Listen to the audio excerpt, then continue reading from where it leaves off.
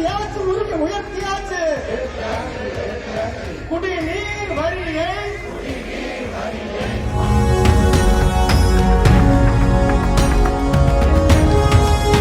மதுரை மாநகராட்சியில் 200 கோடி ரூபாய் வரி வசூல் மோசடி தொடர்பான வழக்கில் நியாயமான மற்றும் துரிதமான விசாரணை நடத்தக்கோரி அதிமுக சார்பில் கண்டன ஆர்ப்பாட்டம் நடைபெற்றது.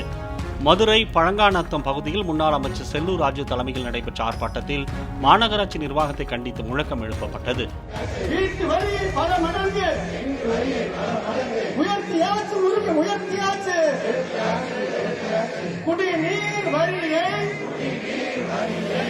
மடங்கு உயர்த்தியாச்சு.